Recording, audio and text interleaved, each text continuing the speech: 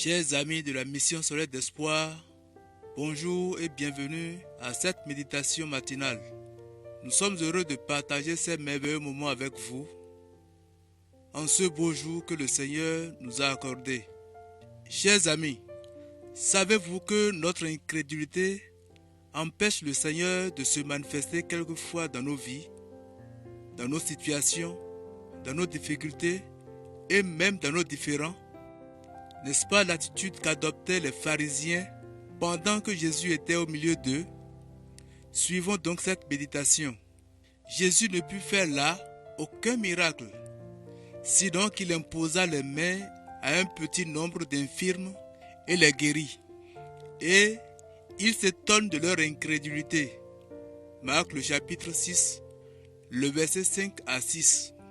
Ayant entendu le centurion, Jésus s'en étonna et dit à ceux qui le suivaient: « Je n'ai pas trouvé, même en Israël, une si grande foi. » La méditation de ce jour est titrée « Jésus s'étonne ». À deux reprises dans les évangiles, on voit que Jésus s'étonne dans la profondeur de l'incrédulité ou de la foi de ceux qu'il côtoie.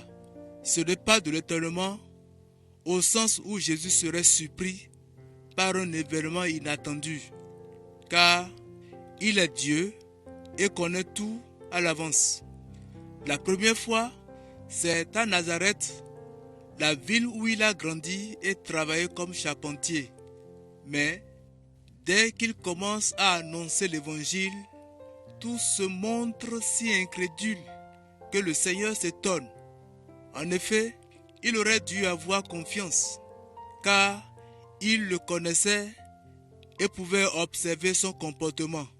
Mais une bonne conduite ne suffit pas pour toucher leur cœur.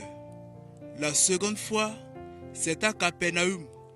Un chef militaire fait appel à Jésus pour guérir un de ses esclaves à qui il est très attaché. Conscient de la grandeur du Seigneur, il se sent indigne de l'accueillir chez lui. Il sait aussi que la tradition interdit à un juif d'entrer dans la maison d'un étranger. Il suggère donc à Jésus qu'il guérisse son esclave à distance, par une parole. Cette foi entière dans la puissance de la parole de Jésus, trouvée chez un étranger, étonne notre Seigneur et il la relève publiquement. Nous-mêmes, quand nous désirons parler du Seigneur, nous pouvons être étonnés par l'incrédulité de personnes qui sont pourtant dans une situation apparemment favorable pour recevoir l'évangile ou au contraire par la foi d'autres personnes dans des circonstances peu propices. Mais comme le Seigneur, continuons à annoncer l'évangile à tous sans distinction. Nous voici à la fin de notre méditation. Merci d'avoir médité la parole de Dieu avec nous. Que cette parole puisse produire de fruits dans votre vie tout au long de cette journée et que le Dieu de grâce vous accompagne, vous bénisse. Nous vous donnons rendez-vous demain matin. Prions et demandons l'aide du Seigneur pour accomplir sa mission à travers la propagation de son évangile. Que Dieu vous bénisse. Shalom.